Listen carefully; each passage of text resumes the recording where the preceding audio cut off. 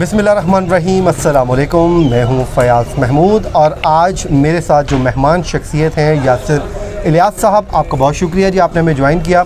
अच्छा, थोड़ा सा मैं तारुफ़ करवा दूँ। यासिर इलियास साहब बड़ा अच्छा लिखते भी हैं, सहाफ़ी भी हैं और साथ ही साथ इनका जो पाकिस्तान का अभी जो मौजूदा पॉलिटिकल सिस्टम है इस पर काफ़ी इनको अबूर हासिल है, माशाल्लाह पढ़ते भी हैं और इनकी जो प्रेडिक्शन है आम तौर पे बिल्कुल एक्यूरेट साबित होती हैं। तो डस्का के ऊपर एक ये बड़ा अलग से तजिया रखते हैं। जो आज इलेक्शन वहाँ पे हुआ, उस इलेक्शन को अगर बात की जाए, डस्का NH-75 के जो उम्मीदवार हैं इनसे मुतालिक पूरी दुनिया या पूरा पाकिस्तान ये सोच रहा है आज इनमें से एक जीत रहा है और एक हार रहा है, लेकिन ये इस पर बड़ा एक अलग ही पर्सपेक्टिव लेके चल रहे हैं। शायद यही चीज़ है कि जो मुझे इस चीज़ ने मजबूर किया कि आपके साथ भी इनकी जो थॉट्स हैं, फीलिंग्स हैं, उसको शेयर किया जाए। यासिर इलियास साहब, आज का जो इलेक्शन है, दो उम्मीदवार हैं बज़ाहिर तगड़े उम्मीदवार। TLP भी मैदान में इन है बट उनके चांसेस कम हैं। अली असजद मलही, उसके साथ ही साथ सैयदा नौशीन इफ्तिखार। सबसे पहले तो आप इनका हमें प्रोफाइल दोनों का बता दीजिए, उसके बाद हम अपनी बात को आगे बढ़ाते हैं। जो आपकी थॉट है वो उसको लेके चलते हैं।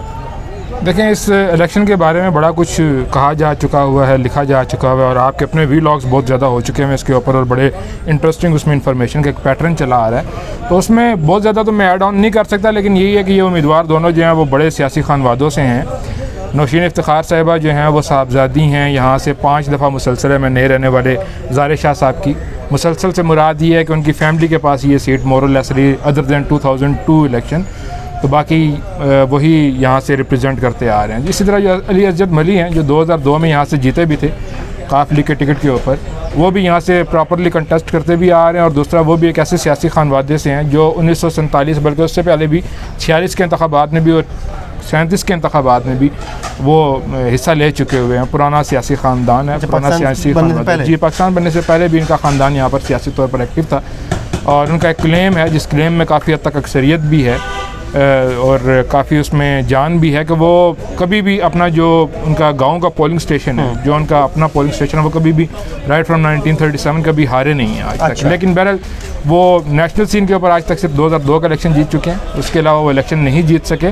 और बाकी नौशीन इफ्तिखार साहिबा नई उम्मीदवार ज़रूर थी, लेकिन जिस तरह से उन्होंने जितना जमा मर्दी से पिछला इलेक्शन लड़ा है वो उसके लिए ज़रूर लायक तहसीन है। तो बड़े दो पहलवान हैं, बड़े दो जॉइंट्स हैं जिनके दरमियान मुकाबला है और इतना इवन स्टीवन मुकाबला है कि आप देख लें कि ये तीसरी दफ़ा इलेक्शन होने जा रहा है इसके ऊपर। अच्छा यासिर साहब, आप इस पूरे सियासी इस मैच को मुस्तकबिल में क्या देख रहे हैं? इन दोनों का क्या मुस्तकबिल आप दोनों उम्मीदवारों का दिखाई दे रहा है? देखें, हर इलेक्शन में एक फैक्टर होता है जिसको कहते हैं इंटरनल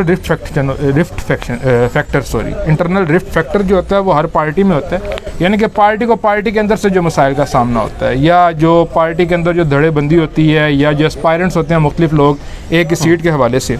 उसकी छोटी सी मिसाल मैं आपको दूंगी, क्योंकि आप इस्लामाबाद में बैठे हुए इसके बिल्कुल करीब रावलपिंडी का हल्का बनता है। तो वहाँ पे जब हनीफ अब्बासी मुस्लिम लीग नून के कैंडिडेट थे जो 2018 में कंटेस्ट नहीं कर सके एक अदालती फ़ैसले की वजह से, तो उन्होंने एक बड़ा ही वीक कैंडिडेट अपनी जगह पे मुस्लिम लीग नून की तरफ से सामने लाए ताकि वो ना जीत सके और उनके लिए ये कॉन्स्टिट्यूंसी ओपन रहे। ये मेरा इल्ज़ाम नहीं है, ये एक चीज़ है जो एक ऑब्जर्वेशन में आती है और बहुत लोग इसके ऊपर लिख चुके हुए हैं कि हर बंदा जब देखता है कि वो ये सीट नहीं रख सकता या उसकी कोई कानूनी कतदन आ सकती है तो वो अपनी जगह पे बड़ा एक कमज़ोर उम्मीदवार लाता है ताकि हल्का उसके हाथ में ही रहे। तो इसी तरह PTI का ये जो डस्का का जो इलेक्शन है, इसमें भी जो दोनों उम्मीदवार हैं उनके लिए ये बड़ा ही एक लाइफ चैलेंजिंग इलेक्शन इस हवाले से है कि नौशीन इफ्तिखार साहिबा चूँकि पहला इलेक्शन लड़ रही हैं, ज़ाहिर शाह इफ्तिखार शाह साहब की जो है वो साहबजादी हैं, इनकी फैमिली में कुछ ज़रूर इस वक्त इख्तलाफात हैं इस इलेक्शन को लेकर। इनके शोहर जो हैं मुर्तज़ा अमीन साहब, वो एक दफ़ा ज़ाहिर शाह साहब की एब्सेंस में इलेक्शन लड़ चुके हुए हैं और जीत चुके हुए हैं।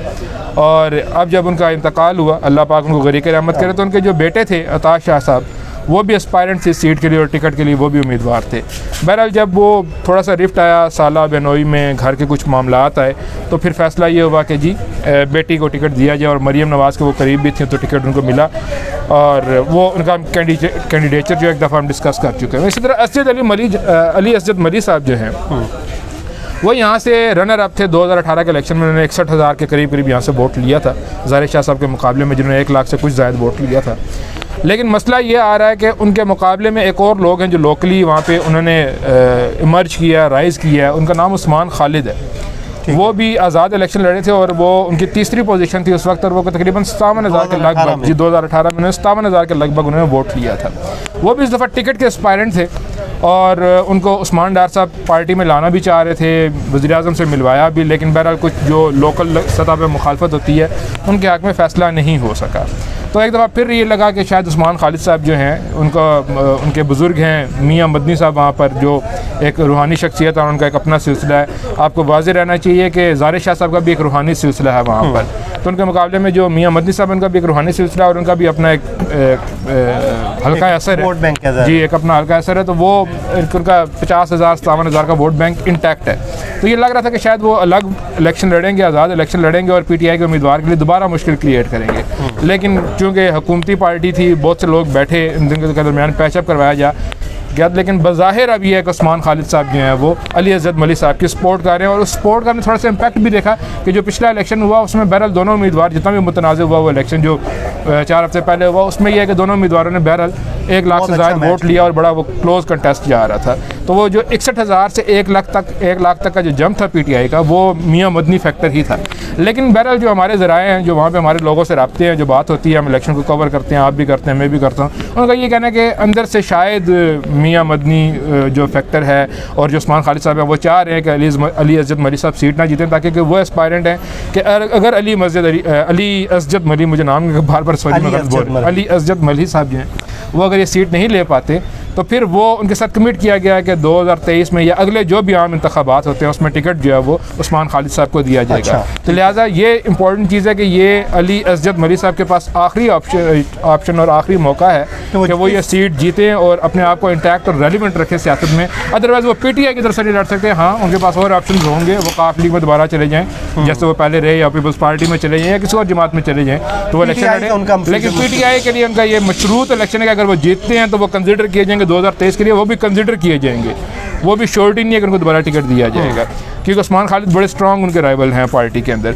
इसी तरह जो है नौशीन इफ्तिखार साहिबा का उनको भी कोई PMLN से कोई एक फैमिली के अलावा भी कुछ है? जी उनको भी एक मशरूत एक उनके साथ भी मामला हो चुका है। वो जीत भी जाती हैं तो क्या वो 2023 का इलेक्शन लड़ेंगे, इसके ऊपर एक बड़ा क्वेश्चन मार्क रहेगा।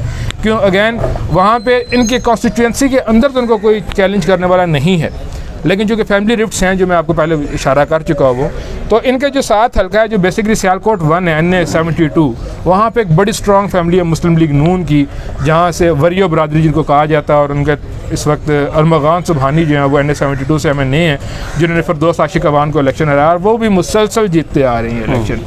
तो चूँकि उनका पूरे सियालकोट के ऊपर एक होल्ड है और उनके भाई हैं तारिक सुबहानी, वो MPA भी रहे हैं 2013 से 2018 तक, और वो भी एस्पायरेंट थे कि वो भी कौमी असम्बली में कंटेस्ट करें, और उनकी भी नज़र अब इसी कॉन्स्टिट्यूंसी के ऊपर है कि उनका यहाँ पे इन्फ्लुएंस है, उनका बरादरी है, उनका वोट बैंक है, उनका यहाँ पे मुस्लिम लीग नून के, क्योंकि वो इस वक्त तहसील के सदर भी हैं तो उनका एक इन्फ्लुएंस है वहाँ पर। तो वो भी चाह रहे थे कि वो इलेक्शन लड़े, लेकिन उनको एक किस्म का नून लीग का एक सेक्शन सपोर्ट भी कर रहा था कि अगर फैमिली में रिफ्ट है ज़ाहिर शाह साहब की फैमिली में, तो ये इलेक्शन जो है वो तारिक सुबहानी साहब को आप लड़ा दें और बड़ी इजीली वो जीत सकते हैं। तो लेकिन ये कि तारिक सुबहानी और अरमगान सुबहानी जो वरिया बरदरान है, उनका यह मौक़िफ़ था यार कि हम 2 साल के लिए जो हमें टर्म आनी है हमारे पास, हम उनके लिए ख़ुद को गंदा नहीं करना चाहते। ज़ाहिर शाह साहब अभी इंतकाल हुआ है तो हम चाहते हैं कि उनकी फैमिली में ही रहे। हम 2023 में ज़रूर सोचेंगे कि इस तरीके से हम कंटेस्ट करें और मुस्लिम लीग नून के टिकट के ऊपर कंटेस्ट करें। तो ये सूरत हाल है कि नौशीन इफ्तिखार को भी ये चैलेंज देना होगा कि नौशीन इफ्तिखार अगर बरकरार रखना चाहती हैं अपनी सीट को, अपने वालिद की लेगेसी को, तो फिर उनको ये इलेक्शन एक बड़े मार्जिन से जीतना होगा ताकि वो नून लीग के अंदर ये साबित कर सकें कि यार वो इलेक्शन जीत सकती हैं, और ताकि वो सुबहानी फैक्टर या वरियो बरादरी का जो फैक्टर है वो थोड़ा सा बैकफुट पर जा सके।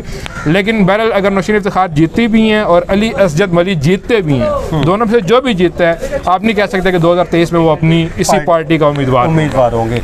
ये था जी यासिर लियाज़ साहब का एक तज़िया। आप देखते हैं कि कैसा किस हद तक दुरुस्त साबित होता है, इनका स्टडी है तो उसी के बेस रख के इन्होंने इस पर तज़िया दिया है। तो यासिर साहब आपका बहुत शुक्रिया, आपने हमें वक्त दिया। मुझे और यासिर लियाज़ को दीजिए इजाज़त। अल्लाह हाफ़िज़।